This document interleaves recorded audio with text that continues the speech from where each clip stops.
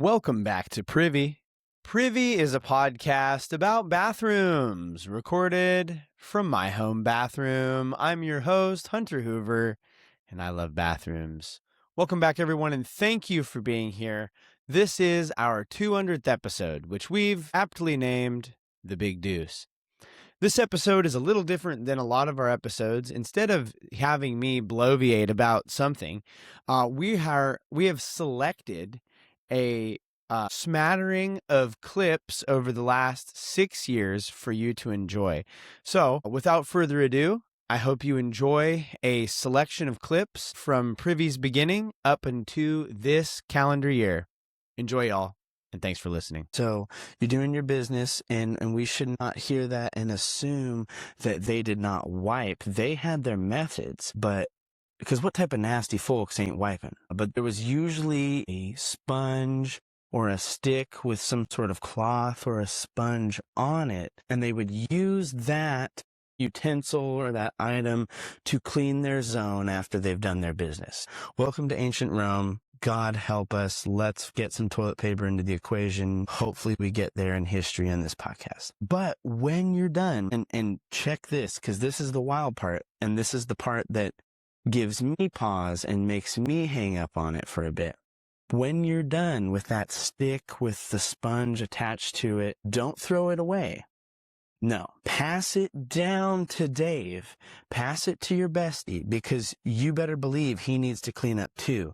Communal wiping instruments. This is wild, and this is really why I wanted to talk about ancient Roman restrooms, because this whole concept of sharing the item that you wipe your dookie with is insanity to me. And I understand maybe they didn't have as many things to just use and throw away. But man, you have to think they had to be able to at least get one per one person. It seems like that would have been something each person could have at least tried to come up with. But they had communal wiping instruments. It's wild to me, and they don't teach you that in history class. And maybe that was the glory of the Roman Empire at long last.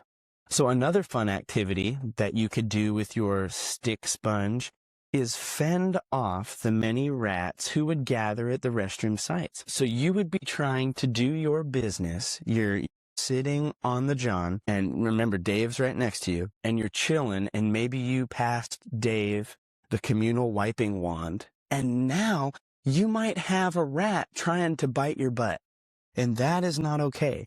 And, I've seen stuff on the internet of like people having snakes or God knows what crawl up or swim up through their plumbing in their toilet, and then they get in their toilet, and that ain't okay. But imagine you're doing your stuff, and now you have a rat as part of the equation. No animal needs to be part of the bathrooming equation ever. That's my opinion, but I think most people would agree with that. And hopefully you can get the communal wiping wand from Dave, because now you got to fight a rat while you make dirt. So we've come a long way. That rat could bite you on the butt. Lord knows that it's carrying some sort of disease, and we've come so far from that. And I'm sure that we are going to cover rats plenty as we go through, especially like as I think about it, like sewers, but also just human waste in general. I feel like that's one of the areas that the rat population is going to interact moderately closely to. So we'll see. But in this case, we have two strikes, I would argue, against ancient Roman public restrooms, and that is the communal wiping wand, and I cannot stress that it is communal, and rat booty biting, so that's not great either. My dad is a little rough around the edges. Amazing soul, love him. He just an awesome guy, but for some reason, the whole topic of, and I wish he was in the podcast, because he would probably binge your podcast episodes. But anything to do with the restroom and anything like that, it is so funny. So when I seen your podcast and I started listening, and I'm like, man, the stories I have just from my dad, I got to share one. And so I'll go ahead and do that. And I'm just going to read it straight from the post because sometimes Perfect. you put a camera, a phone, anything in front of me, and I just start word vomiting and start saying things. And I'm like, that wasn't true. But I'm just going to read it. And then, it's hopefully everybody will get the same enjoyment out of it as I did. But yeah. so it goes like this. While shopping years ago at Home Depot, and this is actually in Colorado, just so you have kind of a geographical point in your mind. Yeah. He went into the restroom. Upon entry, he was met by a man engaged in the battle of his life, dropping a log. From the sounds my dad described, 2 shrapnel was flying and our dude was taking heavy fire. Man, I was like, the way he described it, I was right there in there with that guy. I was like, man, I'm rooting for you, bud. Then, when the resounding fart noises and gasp for air subsided, our dude's worst fear happened. No TP. He heard my dad washing his hands and mustered the strength to ask for a lending hand. Dad was caught in a struggle. Rookie move not to check your surroundings and make sure you have adequate TP for your bum. Come on, dude. Wasn't even COVID era. Grace was crossing my dad's mind, but so was an opportunity for a lesson every man has faced. Now, you might think, wow, that's what he did next. This is not a good person. But take it from the mindset of mid-50s, hard life, experience. Right. Hey, it's an opportunity for a lesson, and sometimes that's the greatest form of love is just a lesson. Yep. So Grace was crossing my dad's mind, but so was an opportunity for a lesson every man has faced. Dad did both. He ripped one square from the stall's TP station next to the gentleman and gallantly proceeded with the transaction. The man replied, "Come on, man." My dad walked out. Legendary. Man. I tell you what, I was like, he comes out and he's laughing and laughing, telling me, so it's like, really, I don't think it was an opportunity to help the guy out. I think he just wanted to be a jokester and thought it was funny.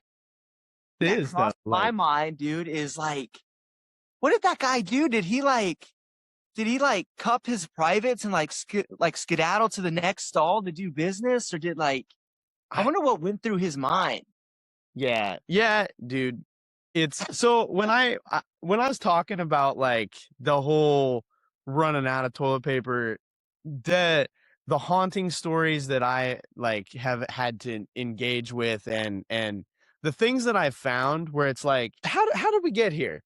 Like, I was mentoring this kid, and we were in the Salem mall, and they have like this weird like tucked away bathroom, which we always went to because it's a little more private, and a lot of these kids, they like that bathroom more. And I go in, and my mentor kid kind of comes out, and he's got this like look on his face, and I'm like, bud, you okay? Like, what's are you well? He's like, I saw something super weird in the bathroom. This is like a 5th, 6th grader trying to like explain this. I was like, forget it. I said, just hang out here. I'll go in and I'm curious. I go in, and there's just a sock, dog. That's like somebody and no toilet paper on the thing. And somebody had obviously run out of TP and just took their sock off, a black sock, and I'm like, man. So then I'm like, the rest of the time I'm walking around the mall, I'm trying to like spot the dude that's got one sock on, and but yeah, dude, I've got so much respect for your dad doing that, because even though it's like, yeah, help a homie out, it's like he's 100% right. If you're at that point where it's that like loud, and you got that much stuff happening back door, like you gotta make sure that you have something in that stall. That's what I'm. Yeah. In history, urine had so many uses that it was actually considered valuable, and they would even use it in trade. It could be sold and had a high enough value that if you wanted to trade in it in ancient Rome, man, I promise we go back to ancient Rome, and here we are. If you sold it, like if you wanted to collect, if old Dougie's going down to the potties with his jar or his clay pot to collect Phil and Dougie 2's pee-pee, he had to pay a tax if he wanted to sell it. Like, there was enough money to be made, And there was enough people doing this that they actually taxed the sale of urine, which is absolutely wild. In olden times, sheep who got sick to the tum-tum, that is, they got a tummy ache, were given stale human urine to drink. Now, that seems whack, but it's not as whack as having those sheep and other, I would assume, other animals snort human urine up their nose to help treat lung problems. Now, that's cruel.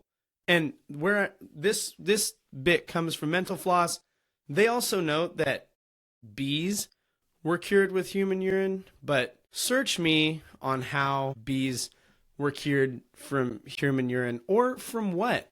Like, what are bees got going on that human urine solves a problem for them? If you've figured that out, shout at me, let me know. But yeah, it's the idea that you would take a sheep and forcibly make it snort human urine in order to treat like respiratory problems is just a wild thing to me.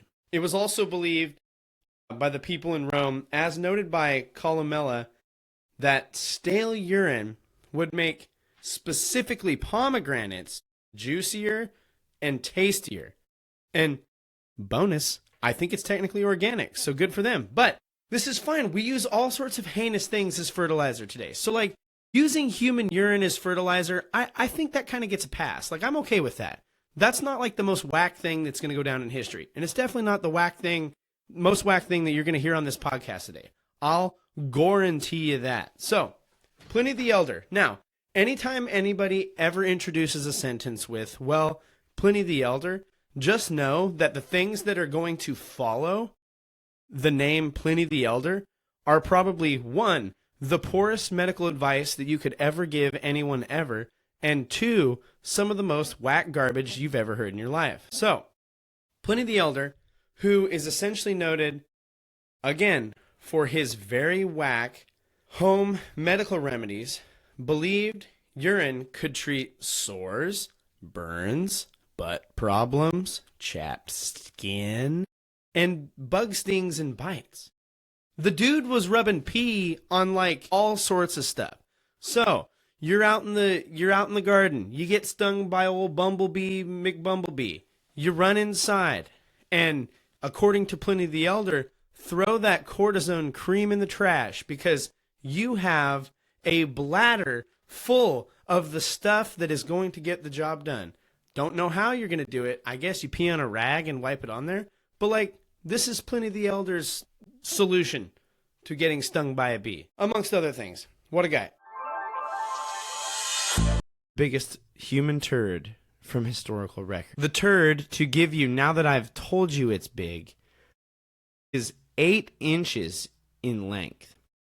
You might hear that and go, well, shoot, that's not even as long as my shoe. Like, I have for sure produced a poop as long as my shoe. The real rub is in what I'm going to call the girth. The girth, or the width, is about 2 inches wide in diameter. The official name of this log is a coprolite, coprolite, which is this term for a desiccated or dehydrated leaving. Now, it's literally turd jerky, and I imagine the log would have been even bigger than its 8-inch long, 2-inch girth when wet. The bodacious log was studied. I should really get up in there and run scientific study on it. In an analysis of the deuce, they've concluded that whoever produced this bad boy ate meat and bread. Like, so do I. And the point is like, oh, they probably didn't have access to as many vegetables. Archaeologists have talked about how there is like berries and nuts and fruits in that area of the world, and they don't think that this Viking was eating those, so like, what's the deal? And I think some of this is just, I mean, there might be more science to it. But I think there's this assumption that when you stare at a big turd, you're like, a person who consumes animal products defo produced that turd from their body. And they probably ain't wrong. You know what I'm saying? Inside this turd, they found fossilized or like preserved parasitic eggs, which scientists say means intestinal worms. And it would seem this Viking person was Herbie fully loaded with them. whipworm, mawworm, eggs as far as the eye can see up in that guy. And as one York archaeologist who actually did a lot of work, I think his last name's Andrew, stated it as this turd, this preserved human fecal matter. Keep that in mind. It is 8 inches long and 2 inches in girth, and the homie flat dropped it, busted this noise into 3 pieces, and then they, quote, reconstructed it. Here's what begins scene. Young couple sitting at home, trying to enjoy a nice plate of spaghetti. What'd you do at work today, babe? Me? I finally closed that account. I planned all of our October events and meetings, and I made all my weekly phone calls. I got them done early. It's going good. How about you, dear? What did you do today at work? Oh, me? I glued a giant 1,000-year-old Viking turd back together. That's what I did at work today. Both noble endeavors. Mr. Hanky the Christmas Pooh is a holiday alternative to Santa and a character that seemed to have been written with Privy in mind. If only Mr. Hanky hadn't been created 20 plus years before this pod was even a concept. And you might hear about him and you might think, where in the world did this idea come from? Like, who comes up with this mess? A turd who brings you presents and wears a Santa hat and hops around the room? As with most bathroom-related characters, there's kids involved. Trey Parker, one of South Park's creators, reports that his father came up with the idea similar to Mr. Hanky when he was potty training him. When Trey was little, he didn't like to flush the poop.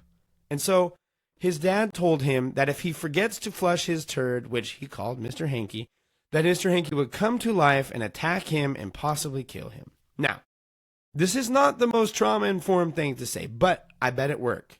I bet it spooked him just enough for him to be like, I'm just going to flush the toilet. We don't want to visit Mr. Hanky.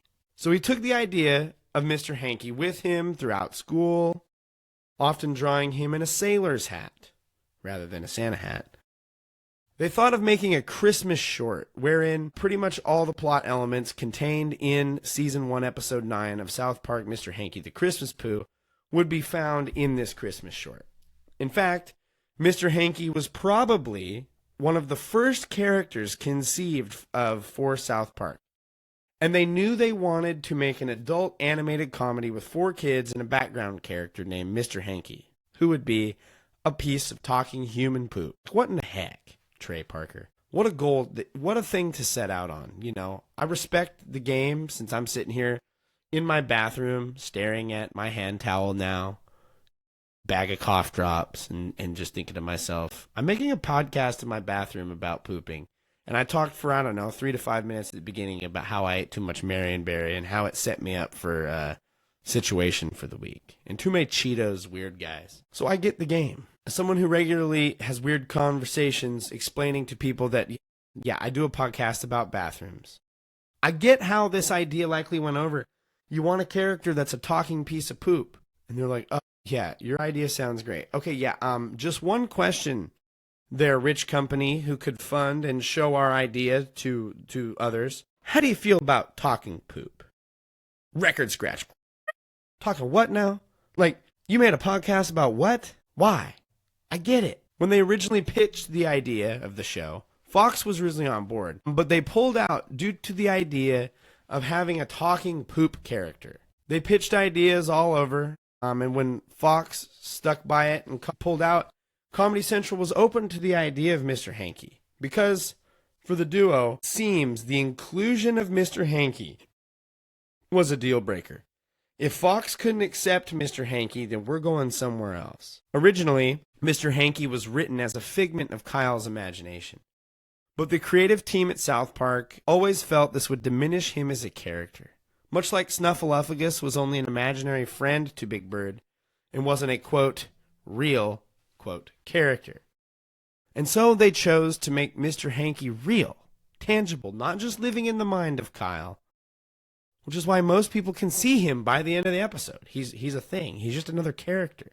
And in reading up on the episode is like also noted as special because it is apparently the first episode in which Kenny is not killed. That's wild, since again, this is episode 9, and it would seem that Kenny dying is like a running gag of the show. I don't know. The fans of South Park out there are like screaming to themselves. They're like, this idiot, doesn't he get it? But like, no, I don't. So apparently Kenny dies a lot, which is dark because it's a kid, and has apparently done so 8 times by the time Mr. Hanky makes his debut. Mr. Hanky is credited with being one of the earliest episodes that gives the show a rise in popularity, so much so that they actually produced Mr. Hanky stuffed turds, like stuffed animals, but they're shaped like Mr. Hanky's. What? I wonder if you can still buy one of these. I'm gonna Google it here real quick. I gotta look this up. Just a second. Holy suck. You can buy a Mr. Hanky the Christmas Poo Funko Pop for $35. There's like Mr. Hanky the Christmas Poo ornament and shirts. Oh my gosh. So this is a thing, and they still have a lot of merchandise available promoting and showing off Mr. Hanky. Which brings us to another of my favorite facts about Disney's Magic Kingdom and the Disney World as a whole. And to talk about that, we got to talk about Reedy Creek. The Reedy Creek Improvement District is the result of the Walt Disney Company's dream to build a recreational-oriented development on a huge piece of land in Central Florida. We know that as Disney World. But before Disney's plans and Reedy Creek's invention, the tract of land that they're looking at is just like, it's remote farmland and swamp and lowland. There's nothing there. It's swamp. I talked to my dad. I was like, Dad, have you ever heard of Reedy Creek? And he told me, he's like, yeah, I think so. And I was talking to him. I was like, when you were growing up as a kid, do you remember like when Disney moved in? And he was telling me, it's like, yeah, where they're at, it was just swamp. Like, there's nothing out there. And that's because at the time, the nearest power, like the nearest electricity service was more than 10 miles away. The property itself lies in 2 different counties, and it was vacant. And in the mid-1960s, Disney, over there in California, they looked at Florida and said, ah, yes, this swamp will do. And while the residents of Florida, like Shrek, may have often been shouting for them to get out of their swamp, Disney said, oh, nay, verily, we're going to plant ourselves deep into our swamp, my Shrekish friend. Now, Disney, and I mean myself, because I was there, celebrated their 50th anniversary of Walt Disney World. But we got to ask, like, how did Disney go from nothing, no power, no roads, nothing? There's not even sewer lines, no infrastructure in sight, to the literal Disney World in such a short amount of time? And again, the answer is Reedy Creek. Because when Disney approached the state of Florida and the government about their plans, Florida kind of went like, And so they worked with Disney. They're like, we don't know how you're going to do this, but man, we want it. Like, obviously we want this here. It's gonna drive tourism like woofy. You wouldn't believe it. And so they worked with the Disney company. The Florida government worked with the Disney company to invent a special tax and improvement district that has the same authority and responsibility of a county government. Thus, the Reedy Creek Improvement District, now 55 years old, was how Disney was able to move forward. In it, those inside the Reedy Creek District, those who would live and reside inside the Reedy Creek area, would be responsible for paying the taxes of the district. So even if you live in either of the 2 counties that Reedy Creek encompasses, if you aren't inside Reedy Creek, you don't pay the Reedy Creek tax. This goes for businesses as well. So the Walt Disney Company is going to one day, with all of their properties, be paying some hefty tax. And while we're at Disney, they were doing backlot work on the roads. Siri just totally roached us royal and took us on a back road to the Magic Kingdom. And it's Reedy Creek that does that work, or that at least hires it done. Nowadays, Reedy Creek maintains 134 miles of road, 67 miles of waterway. 150,000 people visit Reedy Creek District every day. They deal with 30 tons of aluminum, paper, steel cans, and cardboard, and plastic, and There's mixed reports. Some say this is a year, some say this is a day. I would argue it doesn't matter. That's a lot of crap. And most importantly, they manage 60,000 tons of wastewater, often actually filled with crap. And so when I hit flush, once it gets through Disney's piping, Reedy Creek is on the hook for my turds. Yes. Things that really bother me. I mean, you used to leave the toilet seat up, but I fell in the toilet one time and then I screamed at you and you stopped. Yeah, I didn't grow up, so like I said, my bathrooming situation growing up was pretty much the exact polar opposite from yours, where there were a total of 3 people in my home and 2 bathrooms, and so I had my own bathroom pretty much my whole life unless somebody came over to visit. Right. So, I could do whatever I wanted with that toilet seat. And then I lived in a dorm with a bunch of guys. Who cares what goes on in there? So it was probably when we lived in the apartment that I learned these lessons. Yes, you did. Yeah. You learned very quickly because Yeah. I was like, you gotta put that seat down. Fell into the toilet in the middle of the night when I don't have my glasses. Dunked your donut, and you can't see without your glasses. This is true. I cannot see. Um, My sister makes fun of me with that same exact thing as you do. Well, Scooby-Doo has handed us just the best phrase to make fun of people with glasses. I mean, you don't even have to think of it. It's already done. Have you ever dropped your glasses in the toilet? No, never. No? Never drop my glasses in the toilet. They stay firmly attached to my face. Yeah, but you also take them off sometimes. So, like, have you ever taken them off? I guess you're sitting. Never mind. I live in a different world. Yeah. I wonder, I doubt anybody who wears glasses and is a man has ever dropped them into the urinal. See, but they're standing. They might. They're pretty, like, glasses are snug on your face Well- because they don't want them to fall. They even have you, like, tip your head down and shake your face to see if they will fall off, and then they tighten them. Well, I'm glad that I don't and will not ever need glasses, so. Says you have an appointment on Wednesday. Yeah, but that's just a formality. We'll see. So, the other thing that I wanted to catch before we get too much farther here is, what was your response when I told you what this podcast was? Because I started recording this when we were in our single bathroom house. Yep, you did. And if you go back and listen to those episodes, the audio quality, it sounds like I recorded it inside of a dumpster, but that's because I didn't know how to plug a microphone in right. So what were your thoughts? Like I said, hey, I'm going to do a podcast about toilets. Initially, it didn't sound too far off from things that you're interested in. I was kind of like, okay. And then I asked if you were going to do them in public places, which you thought you were, and I was very adamant that you check and make sure that that was legal. Yeah. And it's not. Well, it's not that it's not. It's just it has the potential to be problematic for you. So But it's just safer for you to do it in our bathroom. Yeah, but I'm working on it.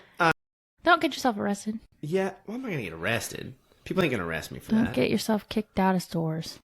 Well, no, but I would get permission. I mean, or you could just record in our bathroom, and that's totally fine. Yeah, but I will tell you this. There was a thrill when I was at Disney World, and I'm in those bathrooms with my phone recording. It was invigorating. How did people come to believe that Thomas Crapper was the inventor of the flush toilet? It sounds like it could be a thing of really misleading marketing, but as the tale goes, there were some American military servicemen stationed in England in World War I. They go to the bathroom to leave their bathrooming, and they look on the fixtures, and they see Thomas Crapper and Company, that old branding's back again, branded on all the toilets and cisterns they were using, and they began to use the term crapper as slang for taking a dump, taking a crap. But here's the deal. Thomas Crapper didn't invent the flush toilet, and he isn't the reason for the word crap either. The word crap has a 15th century tie referring to things that are unwanted amongst what is good, such as weeds amongst corn crops or residue from rendering food or metals. It is likely from the Middle English use of another word, the term crappy or croppy, which sounds like crop, food crop, but refers to the not good portions of that food crop, which would be trodden underfoot. The croppy or crappy. This would also often be referred to as chaff. It's the parts you don't want. Likely, Thomas Crapper's name is, at some point, either a misspelling or a purposeful misspelling of a family name of the name Cropper, C-R-O-P-P-E-R, P-P, I said P-P, P-P-E-R, likely having farmers at some point in the family. So, it could be said that though the word, quote, crap does not come from Thomas Crapper, Thomas Crapper's name may derive from crap. It was not used as a term for defecating until 1846, and even then it was likely used to refer to the stuff in the bowl, the crap itself, being the thing you got rid of but didn't want, rather than making it a verb. The toilet itself is not referred to as, quote, a crapper until the 1930s, the aforementioned American military servicemen story I shared with you. And all this because old Tommy had to leave his name on everything he made. And some Yankee found it and started calling toilets crappers as a joke, and it stuck. Thomas Crapper did not invent the term crap, is not the reason the toilet is called a crapper. And he did not invent the flush toilet, but he did make it better. And some of his improvements are still used widely in home and industrial plumbing today. But as for who invented the flush toilet, that's for another episode. In the summer of 1858, the weather provided the final straw for this camel's back. June, London, 1858. They had a particular heat wave and dry spell that caused the water level of the Thames to go down, leaving exposed human sludge on the banks and in part of the bed of the river. Couple that with the record high temperatures there at the time, mid-90s in the shade and over 115 in the sun. Preach! I feel that. I felt that today. I was going to take my children to a park today, and I looked at the thing, and it said 99 degrees, and I went, you know what's better than a park right now? Air conditioned. Like, I'm all for kids getting outside and playing, but when it's 100 degrees, like, no, it's just not worth it. Like, somebody done come keel over about that. You know what I'm saying? But this insanely high temperatures in London at the time resulted in what the people of London and later the world would call the Great Stink. It was so bad. Queen Victoria and Prince Albert, famous lovers, canceled a trip to the river because they couldn't bear the polluted air. Like, it was so stinky, they canceled their vacation. The Great Stink was so great, they actually saw a pause in parliamentary meetings. It shut down the government. Again, the remedy was powdered lime and the substance, not the delicious fruit. And at one point, they were pouring 250 tons of powdered lime into the river to shut down the smell. Within weeks of the Great Stink, the government at the time passed a bill saying that dumping of sewage and waste had to happen outside the boundaries of the city. Voila!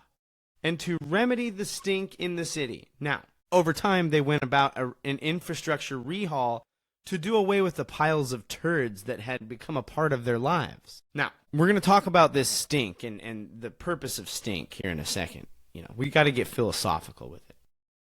But one engineer, Joseph Bazalgette,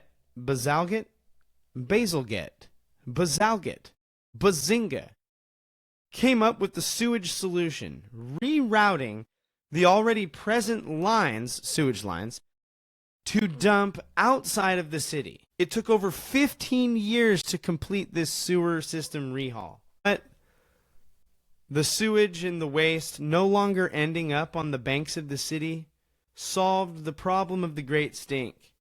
And more importantly, showed a marked decrease in cholera cases in the area. Bazalgette is a hero of London, known for how he rerouted turds to save lives. His sewer system, or at least parts of it, is still in operation today and serves a population of over 8 million people. What a rad dude. And I want to note here the purpose of stink is the problem existed prior to the stink. But as is most cases when there is stink, the stink exists to alert you of a danger or a bad thing lurking just out of reach. And so the next time you smell big smell somewhere, it's probably something letting you know that there's something going on somewhere with something, as was the case with the River Thames in 1850s London. I remember I myself urinated on his car. Yeah, I urinated on the door handle. There was a lot of urination. There was definitely some poop on his car. It's been 10 years, and I think the statute... Anyway, we're good. It's like probably the one that could speak to it. He's like shaking it. No, stop. But so we did this good thing, but he was gone out of town. Okay. So I thought we told him. Someone told him. I didn't You're tell going him. to leave town and you're going to park your car there. You got to expect something when you come back. No, I could have swore like we told him, dude, we're going to poop on your car. Like it was not a mystery. I think we did. 100%. Yeah. Yes, Like, he was we're one. like, well, Like yeah, this is not like this is like I mean this is not nice thing you did. But, like we told him like, dude, this will happen. Like yeah. Anyways, And it did. And he went out of town on a cross country like meet. And so my dude's car was parked there for 4 or 5 days, didn't move. And this turd just sat like just above his I think it was his hood. is this almost summertime when it happened, or what Oh, season are we talking? It was here? rainy. Rainy. Okay. Was it really? Okay, so I have a totally different recollection of this. Okay, see, this Because I remember going out in the morning because I was like, dude, do we clean this up? Like, because this was just like to send a message and like, I'll clean it up. Like, I'm fine cleaning it up. And it was gone. the rain had washed it off. That's my I recollection. don't think you looked that closely. No, I mean, we I'm just went out and kidding. looked and like, there's nothing. Because then someone else did another car. Like, the basketball players kind of got carried away. Everything was cleaned up. Everything. See, that's interesting. So maybe I have the other car in my brain as this car. Well, then the question is who cleaned it up? We have no idea. It wasn't me. It wasn't me. Wasn't me. So as I remembered it, one car, apparently 2 got hit. Breaking news. The rain had washed one of these turds down onto the rest of the car. And like Annihilation. yeah, and where it was positioned, everybody that walked to the gym had to walk right by these cars. Just look at that.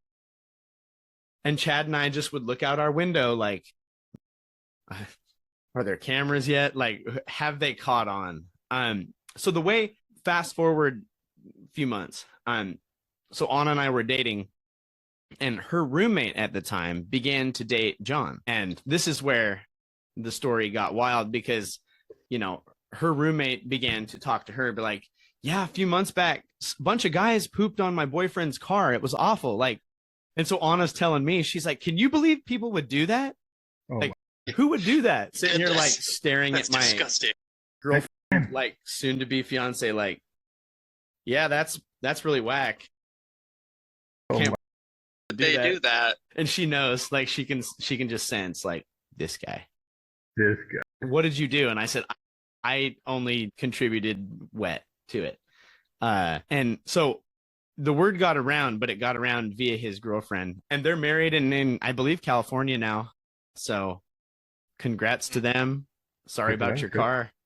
Sorry about the. Yeah. Don't I don't park. think he parked there again. Yeah, I think it stopped, message sent and received. But see, that's why I thought someone either had to have told him or he saw it, because he filled his girlfriend in on this. Yeah. So that's why in my brain, it washed down the front of his car and he like, Maybe. Cause I remember looking with a bunch of guys and like there was nothing. Like, cause we were literally gonna go clean it up. yeah. We could have missed it. Well, or the rain had washed it so far. Yeah. Yeah. That could have even happened. No, literally, like, yeah, we told them. Like, there's no mystery about it. I was like, dude, you need to move your car. Yeah. Like, here is the step A, step B. So he never knew who did it though when he told his girlfriend. Nope. Even though like we had told him like, hey man, Well, better move your car. I think the way I understood is we told him, hey, I mean, I I wasn't, guess but since it was the whole somebody dorm, told kinda. him that, hey, this is going to happen. And I think he just was like, well, I guess somebody did it, but like it wasn't them, because then I would know it was them, you know? I don't know. But yeah. Sometimes the best way to hide is in plain sight.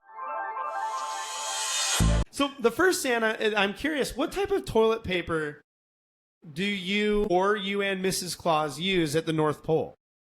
The same as everybody else uses? Charmin, the Charmin? only kind. Charmin. That's how we Charmin? pronounce it. This is why. This is why when you were 3, I didn't get you the toy that you asked for. Okay? The little Tommy figure that you were wanting. Tommy You the Turbo couldn't- Trank? Tabo the Turbo Trank. Tank, not Trank. What was that? That was a You're slip. right. Maybe I asked Trank. for the wrong one. Maybe you did because you couldn't pronounce it right. That's probably why. I knew Santa checked my spelling. I knew you Always. were. I do. I always do. You hear that, Gotta be kids? perfect. Pay attention in school. Stay in school. So the big beautiful bears, do they? I see you seem distraught by my toilet paper choice. I just think. What is wrong with... Oh, there's nothing wrong with Charmin. I think it's very high end, but Oh, you're saying I'm too uppity. I see. Okay. I was just like, I was wondering if there was enough snow at the North Pole where you wouldn't even need it, but I think we've kind of resolved that. Yeah, no, there's lots of snow up there, but it doesn't feel so hot, you could say. It's a little cold, A little icy. a little icy. I've never really enjoyed the icy bung. Okay, hey, that's fair. And it sounds like Mrs. Claus doesn't either. Definitely not. I'm gonna I've involve tried. your wife. I'm gonna involve your wife as often as I can. Do you and Mrs. Claus fold it over or under? You can interpret this however you want. There's only one way. It always goes over. Okay. Always. Always flows over. There's no other way to do it. Over. I think the trend on Under, this, you're not very smart. well, now Over. The real question is Oh. if somebody's putting it under. Let's say that there was a person on this planet who was putting it under. That's what. They're obviously on the naughty list. Oh, but Just- like, is that like a deal breaker? Is that like? Of course it's a deal breaker. Or is that like- Yes. I will so change many- it. You don't know how many bathrooms I've been in, and I've changed the toilet paper roll because of this incident this year. Because you had to use a lot of toilet paper. I had to use a lot of toilet paper, Well, and when not you- everybody subscribes to Charmin, That's true. which is unfortunate for me and my Are- bleeding. I'll leave it there. Never mind. talking about red bag Charmin or blue bag Charmin. They're the same. No, but red bag's like thicker and blue bag is softer. I don't think I've ever noticed. Okay, the big beautiful bears. The big, beautiful bears. Santa, when you shower yourself, do you use bar soap or liquid soap? Bar soap. You're- All day. Bar soap. And a loofah. What's loofah made out of in the North Pole? Is it just like a loofah like everybody else has? Yes. Yes, it is. Do you ever? And pine cones. That's how I get rid of some of the excessive skin Okay. flakes. Santa's skin suit. Santa? Do you ever? Do you ever carve messages in the bar soap for Mrs. Claus or any of the elves? I carve certain rocket ships. Oh, yeah. sometimes. Do the rocket ships have Mickey Mouse ears? Yes, they I do. see. And is that An for exhaust launch to Yes. see, you know. But the exhaust is coming out of the end. Is that for Mrs. Claus or the elves? Yes. Okay. Hey, if you're one of Santa's elves and you're listening, and you need help, privycast@gmail.com. Santa, what scent of soap do you use? What scent is that bar of soap? That scent is cedar. One of my Cedar. favorite smells. You know, like that pencil shaving smell. It's Yeah. really good. Wood. I like that. Wood. Fresh wood.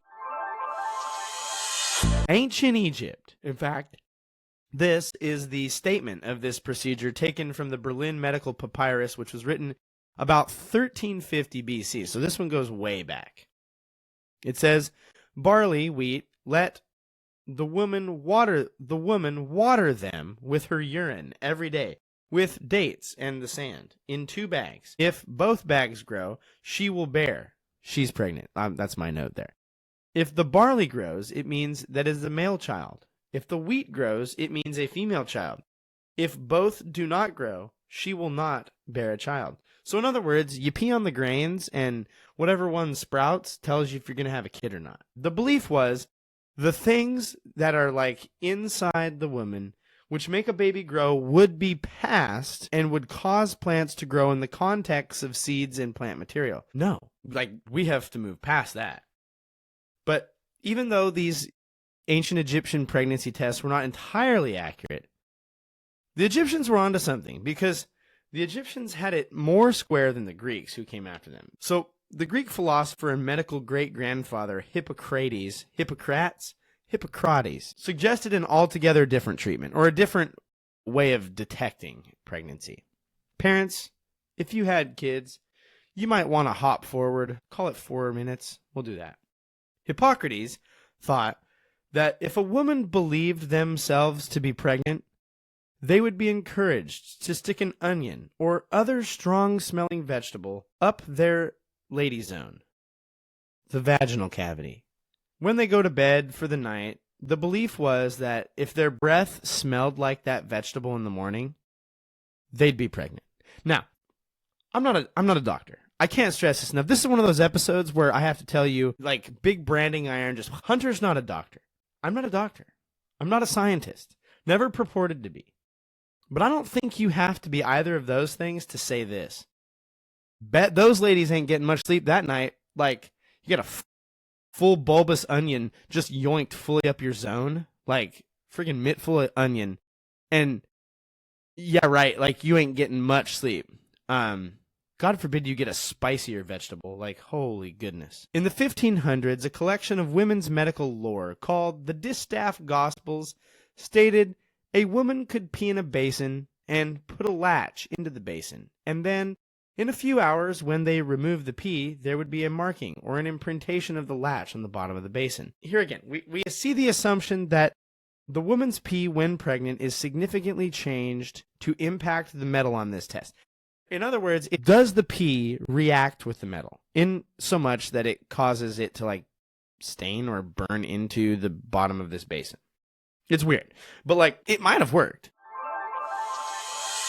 I had been researching Portland loos, and here, just right on my doorstep, just such like a gift, is a trip to Portland.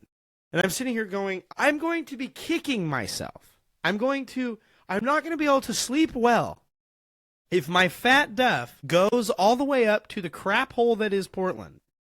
I don't investigate a loo. Like, it had to be done. And so my wife's a very patient woman, because one of the things that is said on the way up to the zoo is, hey, after we're done with the zoo, I need to make a pit stop. Oh, where? I need to go find one of these Portland loos. I gotta go check it out for myself. And of course, you know, my wife obliges. She's a very patient woman. And so we go to the zoo, we do our zoo thing, and then we get in the car, and I'm like, okay, I've done some research. I know there's a Portland loo within 10 minutes of the zoo. We gotta go hit it up. And so we visited the Portland Loo at the Waterfront Park. I don't remember the name of the park. It's got a guy's name attached to it. It's not important. And, you know, we're driving like, oh, I can't spot it. And then I see it, this wonderful little silver gray box. So I make an illegal U-turn and I parallel park and I jaywalk across the road. We're just breaking all the laws here. And I get over there. And the first thing that strikes me as I approach this loo is behind the loo, almost sharing a wall, is a porta potty. Like, the city has brought in a porta potty. Now, I'm sitting here thinking to myself, this could mean one of two things. Either there's something going on with this loo, or the foot traffic, may I say butt traffic, of this loo has become so great that they have had to install a porta potty. Either way, I'm sitting here thinking, doesn't that kind of like bode negatively for the effectiveness of these loos? But I digress. I approach the loo. I come around the corner. And if you want to see all this, it'll be all on this Privy social. I'll put but I approach and I pull the door open. And I am just met with the most fecal spread hellscape I have ever seen in my entire life. I once stepped in a lake of backed up septic at my previous job. Go find that episode. I Quit Being a Janitor, I think is what it's called. But this Portland loo is wall-to-wall graffiti inside. And wall-to-wall, floor almost to ceiling, covered in human waste. Poop everywhere. Everywhere. I opened the door and I looked down and there was just turd sludge just right next to my feet. And I went, oh my gosh.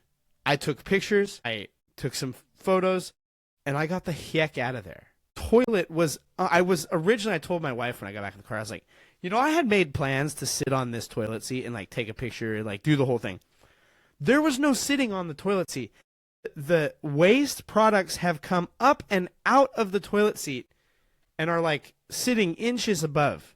The toilet was so clogged that the city of Portland just gave up on cleaning it and fixing the toilet and installed a porta potty. And you might ask yourself, and I cannot stress enough, this is not to disparage the people at Madden Fabrication. This ain't their fault. It's the city of Portland's fault.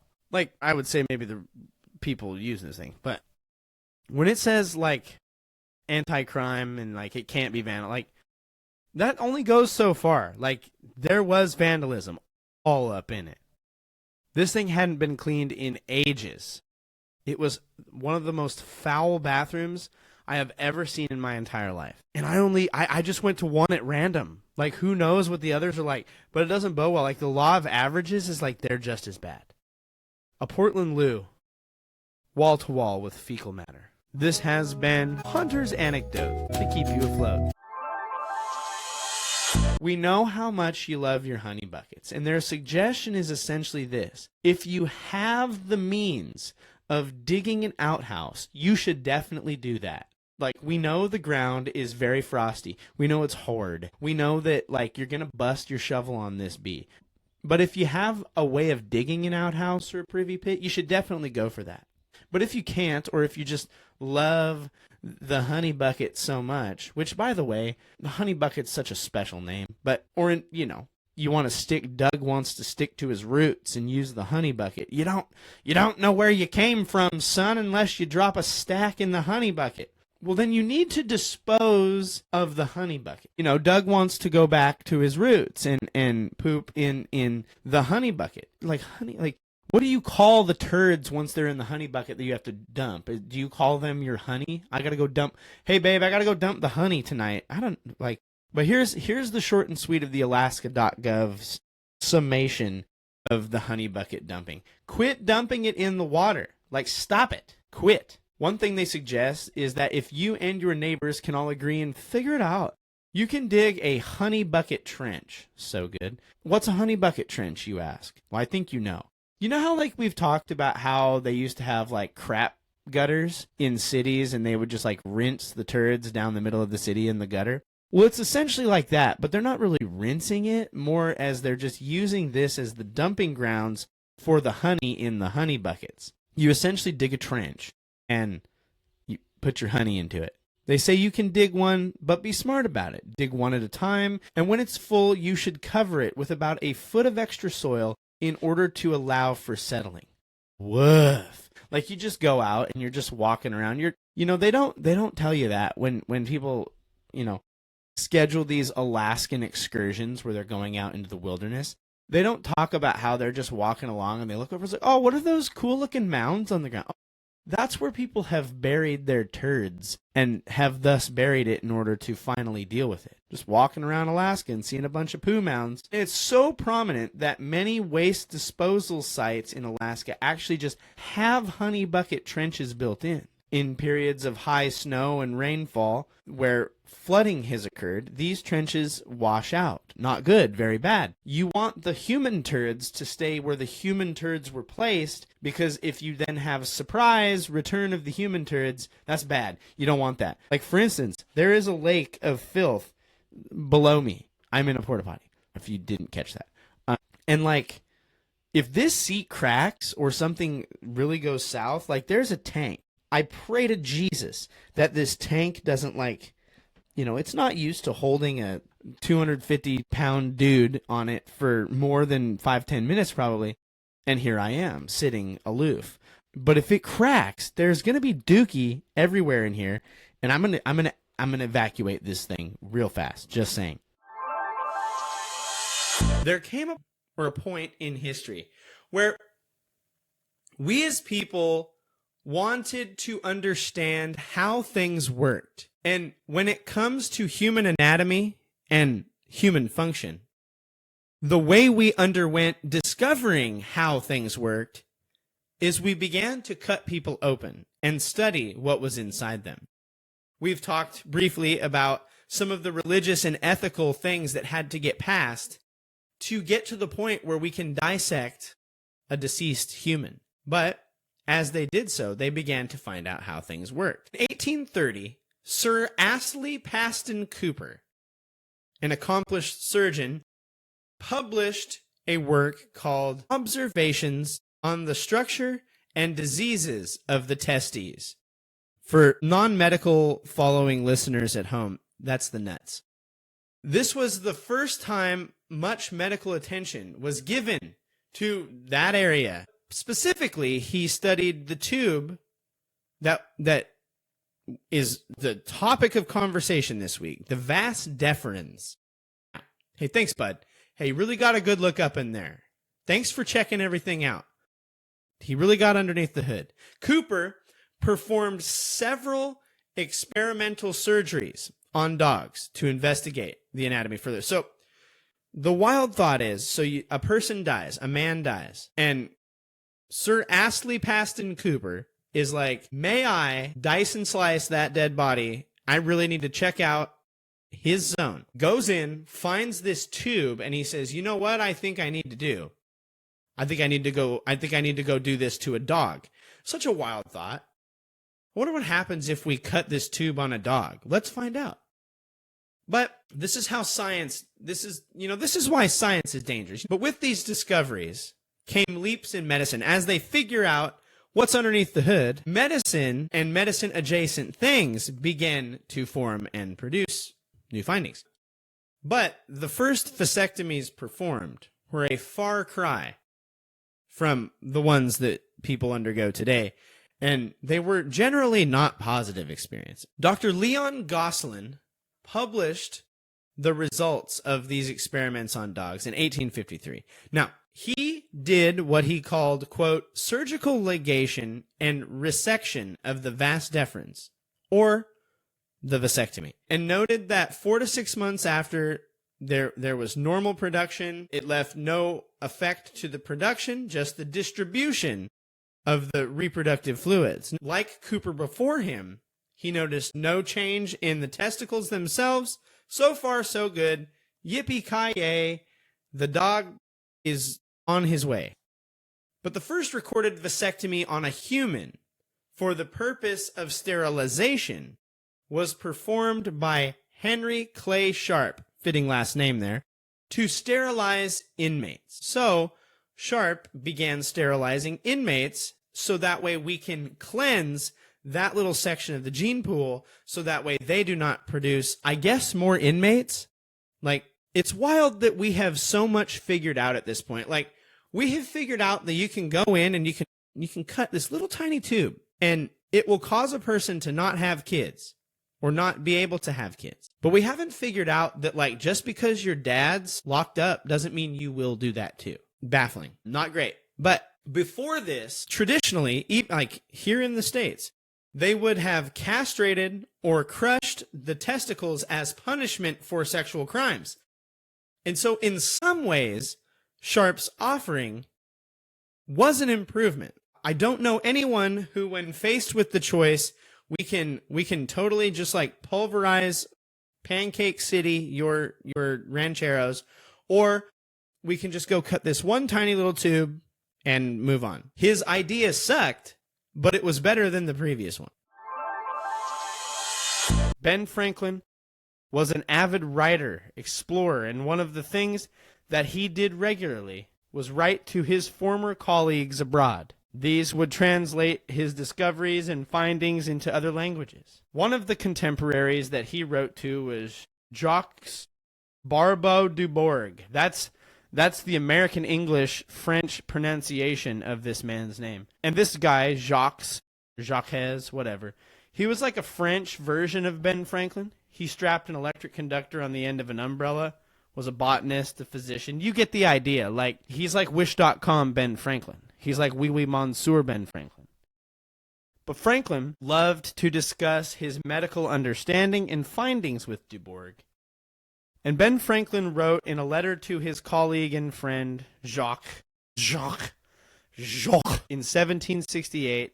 His letter reads, and I'm going to read it to you in the OG Ben English. That's what I'm calling it here. It reads, quote, I greatly approve the epithet which you give in your letter of the 8th of June. to the new method of treating the smallpox, which you call the tonic or bracing method. I will take occasion from it to mention a practice to which I have been accustomed myself. You know the cold bath has long been in vogue here as a tonic, but the shock of the cold water has always appeared to me, generally speaking, as too violent. I have found it much more agreeable to my constitution to bathe in another element. I mean cold air. With this view, I rise early almost every morning and sit in my chamber without any clothes, half an hour or an hour according to the season, either reading or writing. This practice is not in the least painful, but on the contrary agreeable, and if I return to bed afterwards, before I dress myself, as sometimes happens, I make a supplement to my night's rest of 1 or 2 hours of the most pleasing sleep that can be imagined. I find no ill consequences whatsoever resulting from it, and that at least it does not injure my health if it does not in fact contribute much to its preservation. Now, end quote. If you don't read fancy, old-school American English, I like to call it Big Benny English, I'll translate. His buddy had wrote him that taking a very cold bath served to help one's health and could be helpful when dealing with smallpox. Now, this said, Ben Franklin doesn't like cold baths because it shrivels up his little Franklin too much and makes him struggle for breath in the cold air. He doesn't like the polar plunge because it makes his little polar seltzer go whoop, and he ain't into that. So rather, Franklin, Benny Boy Franklin, prefers to strip down completely in the buff, open a window, and, quote, take a bath in the cold air. He will sit with his button berries on furniture in his home for a half hour to an hour, just going about his day, writing and thinking, with his digit flopping about. And he notes he hasn't experienced any problems with his health due to it. Makes you wonder if, when Franklin ever had guests over, if he did so when he did, if he let them know that he essentially like rubbed his little Scott all over the seats everywhere, like every day. Windows are open. Anyone could just walk by and catch Ben in the middle of an air bath. And I think by 1776, which is years after Franklin wrote this to de Bourgh, people would have gotten word that Franklin takes air baths. And when Adams and him shacked up for the night, and Franklin goes to the windows opened and opens it, you have to imagine that Adams is just like, do you really have to do the thing while we're sharing a room? Like, must you really? Yes, John. Bequeath you I do. It's good for mine soul. Hanging brain in the drafty window can't be good for you, Ben. How can it? It just is. I can picture it so well. Not Ben Franklin's digit, but like the argument between them. I don't think of Ben Franklin's member. An air bath. And what's weird here, the wild part, is the logic is sound. Cold baths or cold showers are a shock to the system, are supposed to be pretty good for you. And so Ben found a happy medium. A slightly less shock to the system by standing nude in the open air, the air bath. But I think I know the other reason Franklin wanted the windows open some. Apparently, these deer were zoinking so hard that some sort of shaman or witch doctor or medicine person or something said, we have got to figure out how we can have that for ourselves. My dude, Rudolph is tripping balls deluxe, and we've got to get a piece of that. I want you to think to yourself, what do you think they did? The reindeer are tripping like Woofy. They want a little piece of that. They want something of that. What do you think they did? On 3, 1, 2, 3, go. They drank the filtered mushroom urine of the reindeer. Yep. People of the past, if somehow the people of the past are listening, if perhaps a time traveler, greetings if you are that time traveler, if somehow you have come forward in time, or backwards, I'm not going to try to figure out time travel stuff, and you have gotten a hold of this podcast, of all the ones out there, I know, but please go back and tell people of the past to quit drinking urine. Like, just stop. They're so much better. Take them Gatorade. Take them Waterloo Seltzer. Take them anything to replace their desire to apparently drink deer urine. I don't understand it. But turns out, after the deer eat the mushrooms, their body processes much of the toxins. And their pee, while stanky and still full of those hallucinogenic toxins, has filtered much of what'll kill you out. Now, in one account of this, I should note that this urine is round 3, because again, these are theories and there's all sorts of different theories about how this urine gets in the system.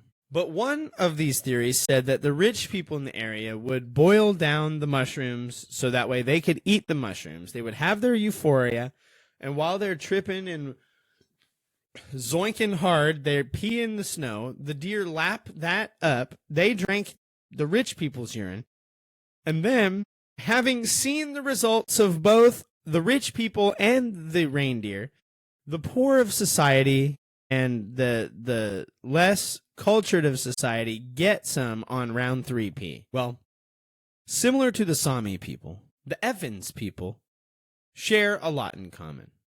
And one of their shared notions are a focus on reindeer.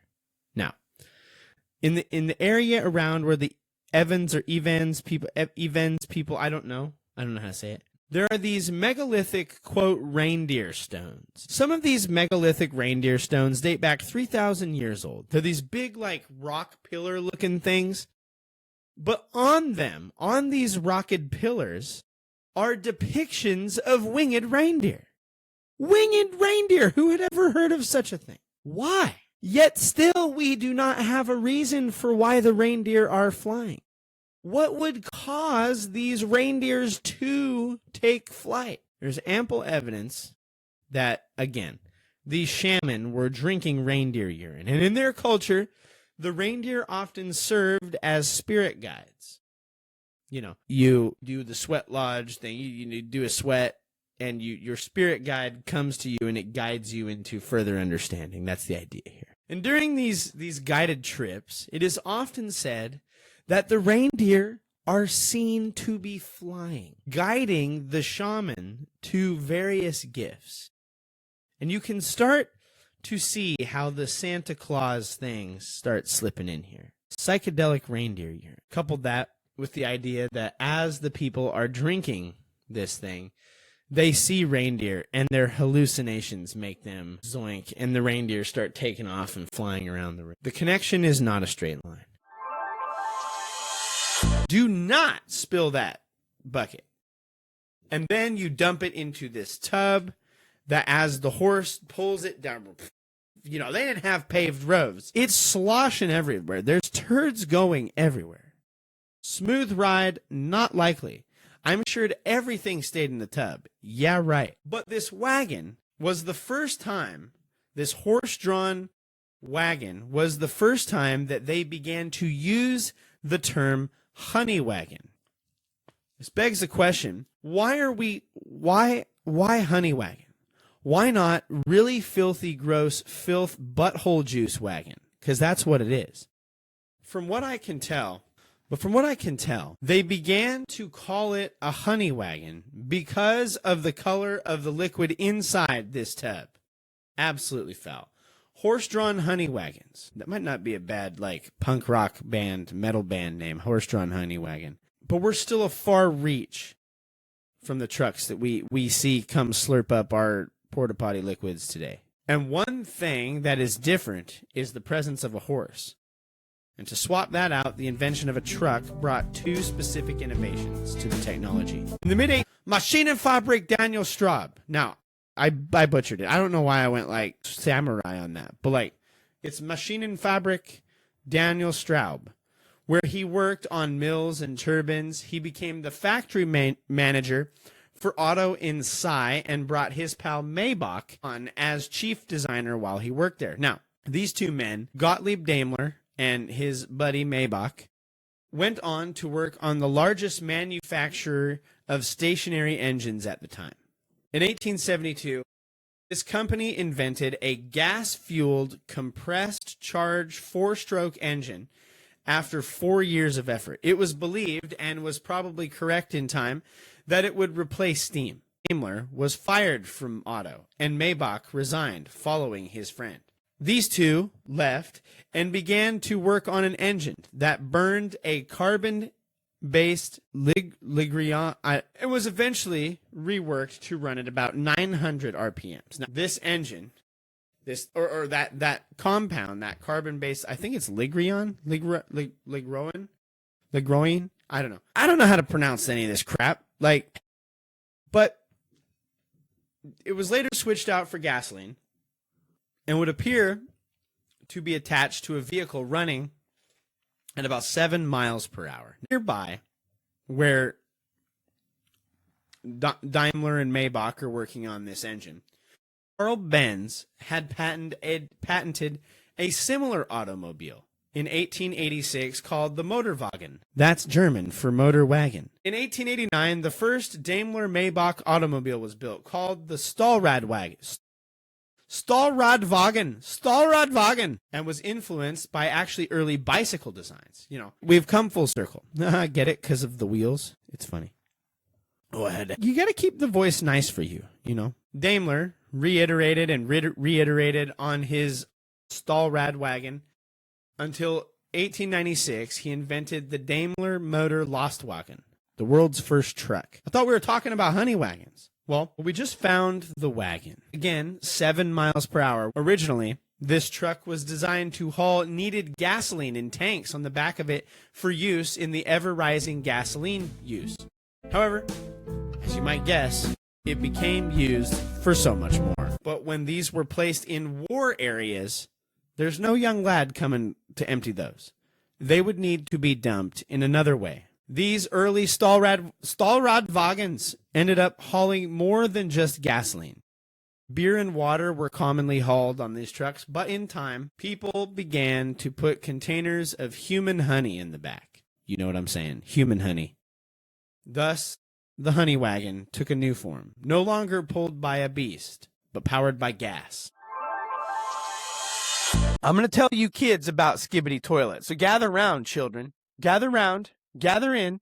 Let me pull the curtain back on one of your little prized little icons of your generation. We're going to talk about Skibbity Toilet, but first, I need to take you back. And dear God, are we going to go back? And I want to tell you a story about Teenage Hunter. That's me. Hi, I'm here. The scene is the mid to late 2000s, and there is a huge trend on the rise. I'm going to sound like the most ancient of fogies here for just a second. But here we are. Again, we're not looking for online cred or whatever the heck they call it, these street cred. For years, I would, after getting home from school or after church or in the wee hours of my day, I would spend my day figuring out how to get to my friend's house or invite a friend over to my house so we could play Super Smash Brothers in mine or my friend's rooms. Go to their house, they get to come over here, and when we got a new game, we would communicate the new game to one another so that way we could go play the new game at their house. And we never we tried to not buy a game that somebody else already had because we could go there and play it. You had to be strategic about your game buying. I remember waiting for school to get out so I could ride my bike to a friend's house and play Tony Hawk Pro Skater demo on the PlayStation. Just the demo. We got this demo disc in a Pizza Hut read it program. I wish they did read it book it. It's book it. I wish they still did that. Now it's all online. It's stupid. Book It's rad. But I remember my buddy got Tony Hawk Pro Skater, I think 2 demo. And we would go to his house and we played the heck out of that demo. We played the 2 tracks that you got and we played them until they were just beat dead. And I feel like I really truly am the generation in which video games blossomed. And they became more than just a household novelty. They really became a pastime and, for some people, a way of life. Yes, there was Pac-Man and the Marios of old, but I could see as this N64 system. I remember when I got my N64 system, I was 7 or 8 years old.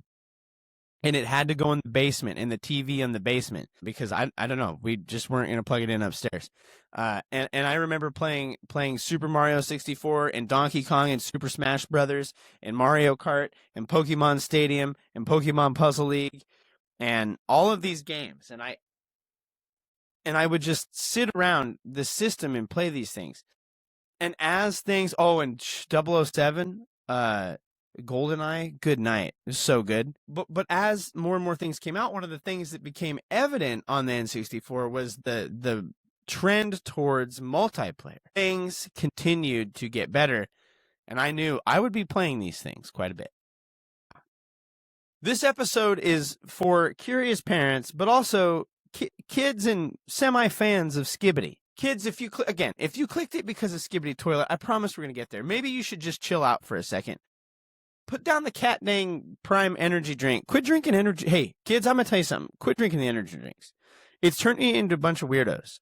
Like, if you do not stop drinking energy drink, you will turn into a teenage weirdo. That's facts. That's scientific facts. But I'm going to give y'all some of the history of the stuff y'all watch.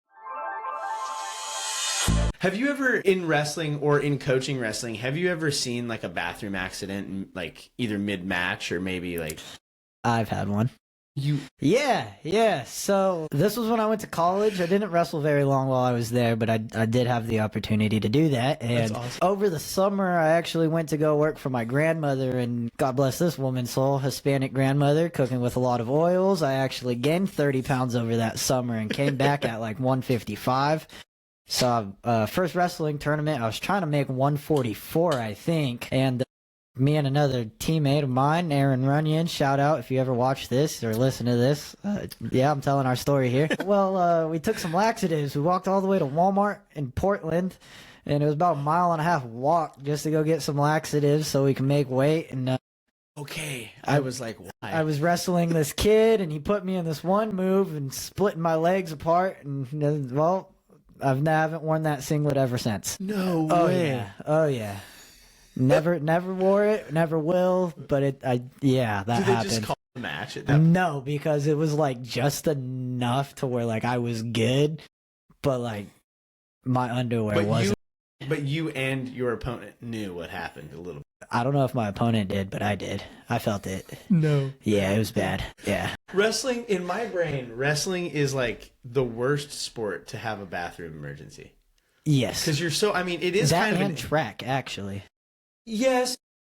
You got to imagine sprinting down for the last 100 meters, you Just turtle chafing it. heading, you know, been through that situation.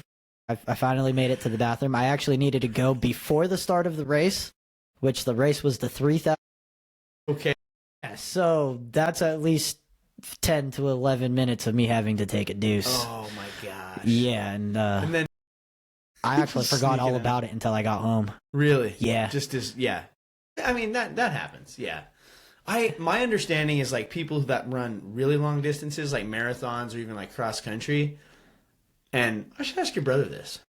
But they'll just poop their pants. Some people. Yeah. They're just like, I've seen it. Really? Yeah, I was watching State. I think this was like 2017. There was a girl.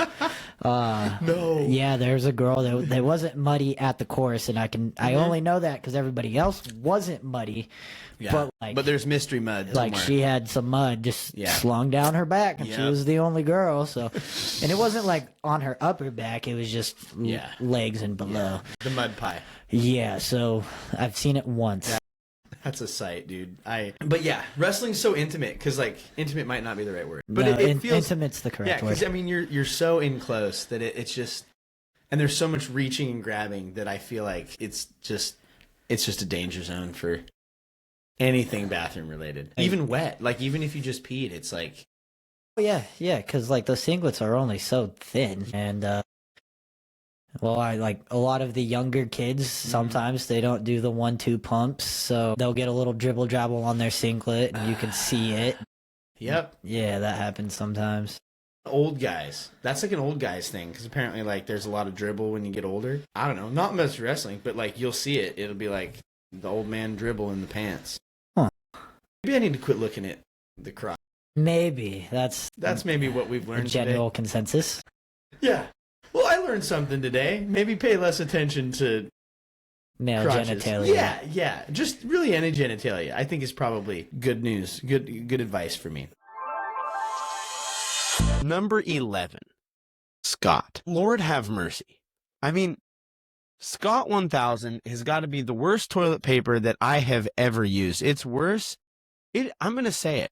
I'm on record on this show complaining pretty avidly pretty avidly about the quality of toilet paper my employer at the high school is providing, I'm confident without a shadow of a doubt that Scott 1000 is worse. This stuff is junk. I mean, look at this. This isn't even it. I can't even find it at this point. I probably threw it away. It's so bad.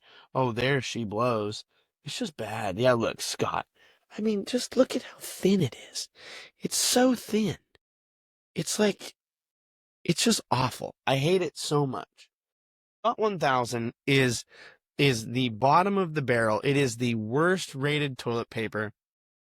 And yeah, it's cheaper than the other brands. But it ain't worth it. Like, that Joker is crud. It's awful. I can see the world through it. Like, I can see, like, where my finger is behind the paper. It's no good. Scott 1000, number 11, absolute bottom. Followed very closely, I might add, by Simple Truth organic toilet paper. Now, I understand the desire for organic. People are like, I don't want any artificial dyes, and I want to make sure that it was like organically sourced and that it's sustainably done. And that's all good. But like, make the paper good. Do you know what I'm saying? Like, why can't we have all those things be true? You know, organic paper, like organically sourced, done well, and have it be a good quality paper. Like, why can't we have both?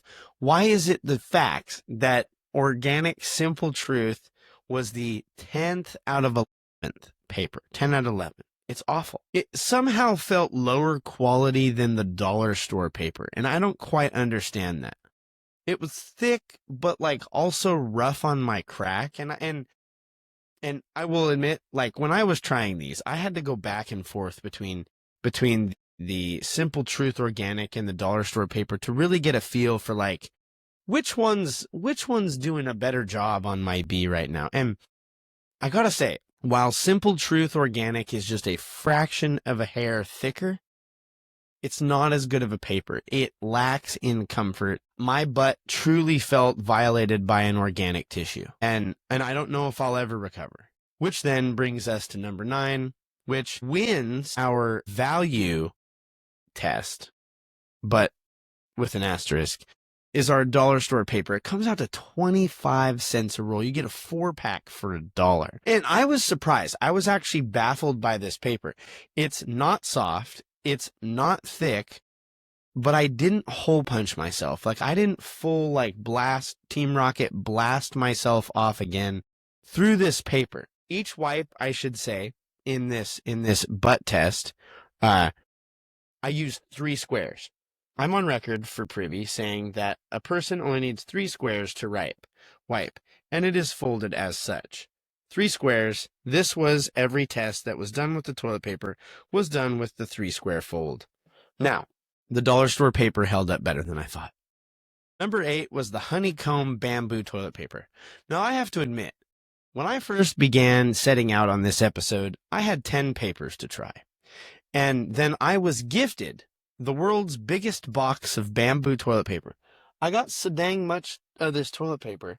Look at this guy. Look at this guy. I mean, it's made out of bamboo, and it's not a bad paper. Honeycomb bamboo. My pastor at our church, in their family, they didn't like it, and so they were passing it on. I was like, I gotta try it, and I tried it, and I actually don't mind it. It's not bad. I mean, it hit number 8 on my list, but it's perfectly serviceable, and I would absolutely use it. It's a good paper, surprisingly durable. It's not very plush. You can really experience the bamboo with the lack of plushness. John Harrington Jr. studied law at Elton College, but he didn't really like the whole lawyer gig. He was more of an artist. Dad, I want to be an artist. You know, people have called what I do here on Privy art, right? It's art. Please shout at me if you think it's art. What type of art is this? We're gonna fart. But he didn't like the whole law thing. He enjoyed writing and performing his writing for others. His style of poetry and performance is described as like free spoken style. It's like spoken word, but like with an open rhyme scheme. Because of this, his godmother Elizabeth I, assigned John Harrington to the royal court to perform many of his works. Ah, yes, your father did a great job, and I will have you, my godson, come in and perform many of your works before me. The trouble is, John Harrington, as the story goes, is known for telling some pretty inappropriate and sexually explicit stories inside the royal court. He's a real fiend for smut in the royal. He's smutting up the royal court. He's delivering like 1,500 smut on the daily to the Queen's court. Dude, smutting it. As such, what took the cake of all this was John Harrington tried his hand at translating Orlando Furioso, an Italian epic wherein Harrington took some creative licenses and upped the sex factor of the poem, like really smutted the thing. Apparently, his translation was a bridge too far. Maybe not enough. But his godmother banished him, just as she had been banished, just as his father and his mother had been banished. It came all the way around. Them queens sure like to be banishing and banishing people, huh? Didn't learn much from it. But his godmother banished him for his racy translation. And then his sentence was he can come back once he's finished translating the rest of it. Old Elizabeth doth protest too much, it sounds like. To me, it's like, nope, John, your version is way too sexy for me, but you gotta go finish it. Like you're not allowed back in my kingdom, but when you come back, make sure you bring the finished copy. I want to read the end. Old Elizabeth, real smut fiend, it seems. This is the smuttiest smut I've ever seen. And I've read some smut, Elizabeth says. So I banish you. But like you can come back once you got some more of that smut. Classic smoke the whole pack of cigarettes move. It's like, John, why are you writing smut again? Your punishment? Write more smut. What? Like, good one, Elizabeth. Unless she just wanted more, it seems like this was a failed attempt at punishment. I don't think she planned on him ever finishing it. It's pretty big work from what I understand. But, alas, he finished the translation of Orlando Furioso, 91. And it is still the primary English translation of the piece used today. The face mask. Now, this is, I will admit, I am actually scared. It had salt in it. So this is a face mask. Oh, help me. This is very pasty. Caution, keep out of reach of children. For external use only. Avoid contact with mouth and eyes. May contain nuts. Oh, it's clay. Ugh.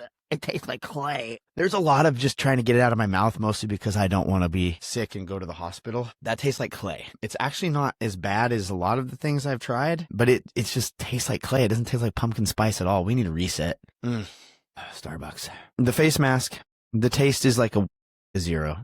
It tastes like clay. It tastes nothing like pumpkin spice. Dove shampoo.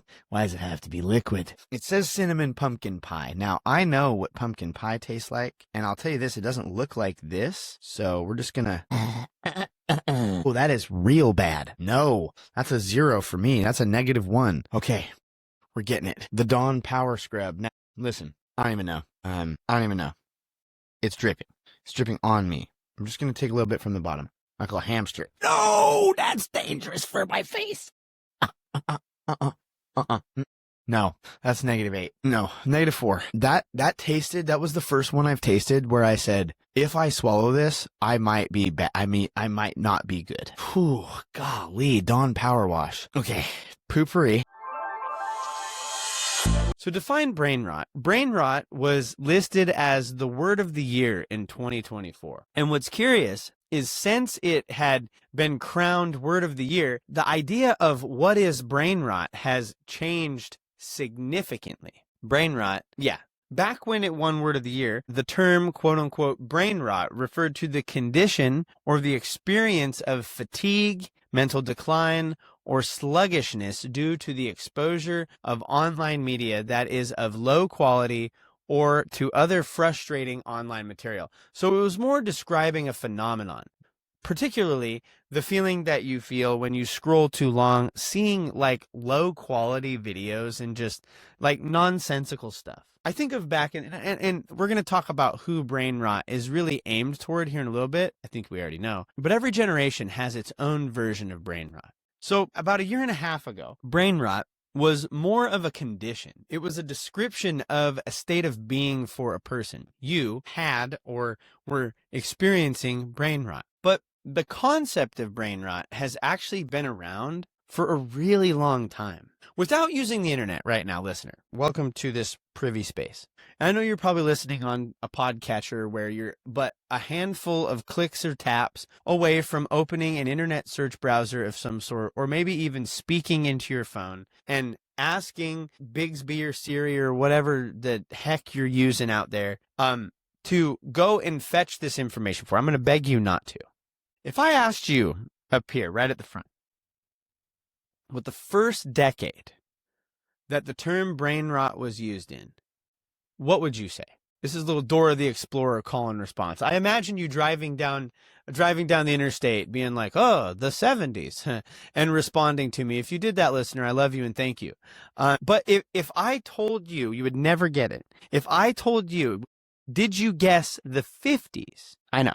Now, and you're thinking to yourself, man, that is actually crazy that it's been around 75 plus years. Sips tea in preparation to drop a fat load. What if I told you it was the 18s? In 1854, Henry David Thoreau wrote a book titled Walden. It is reported that in his book, Thoreau is thinking about the materialism and the way people tend to prefer trivial ideas. To that I say, to Thoreau, I'd say, if only you knew how high that idea would fly. He proposed that these trivial ideas or nonsensical waste of time thoughts would, in time, if someone spent too much time reflecting on them, they would befall a condition that he called brain rot in 1854. Little could Thoreau know that this term would be used to describe the mental decline of people due to the effects of low-quality online media. It's been around a long time.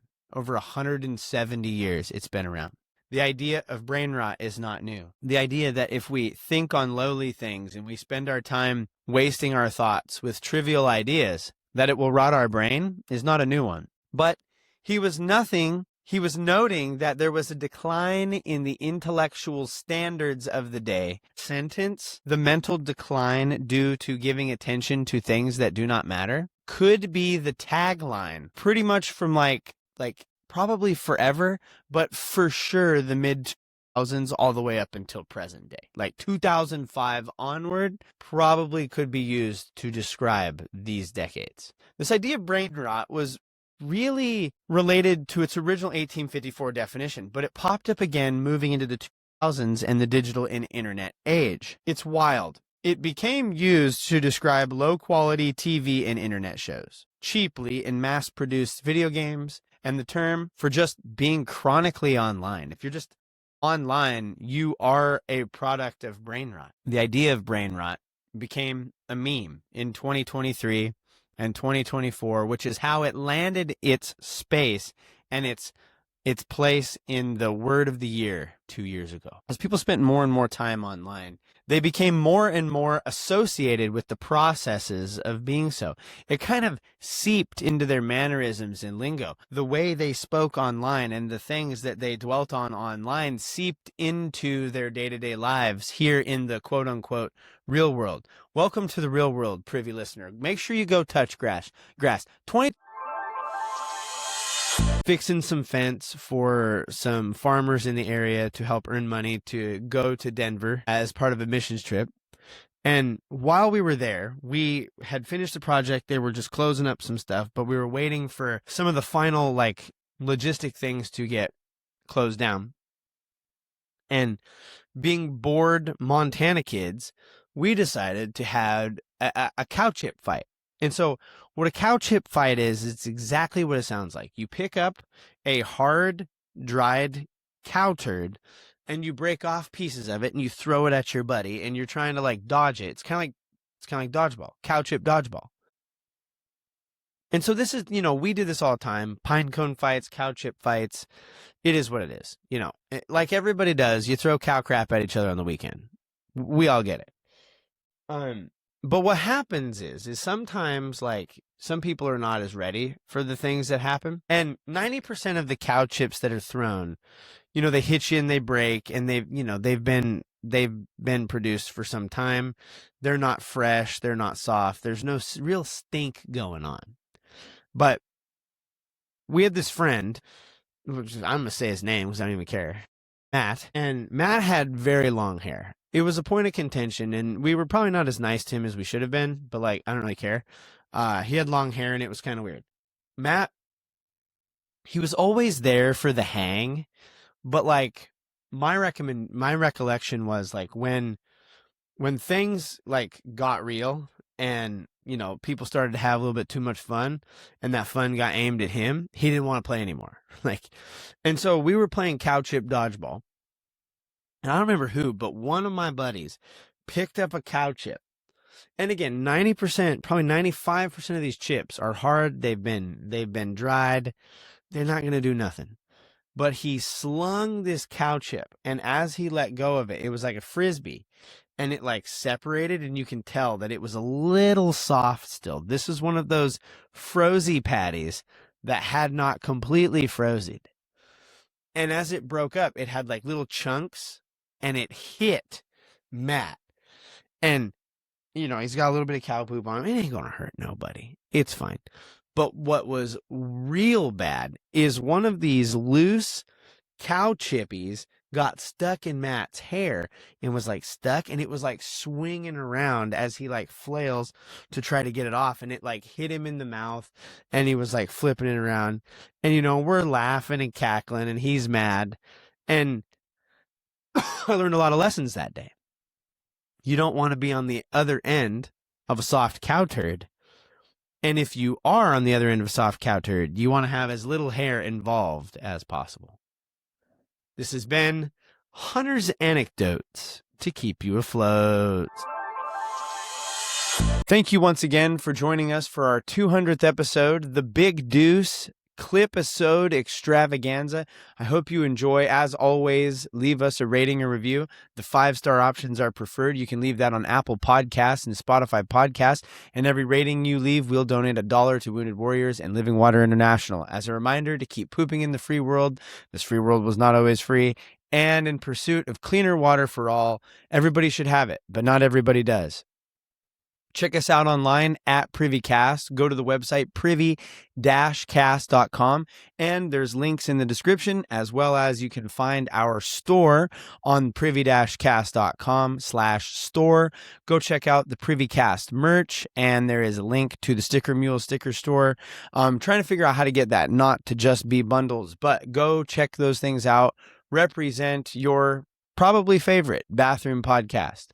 This brings us to the end of another episode of Privy. Thank you so much for listening. Thanks to Kevin and Poddington for the use of their music.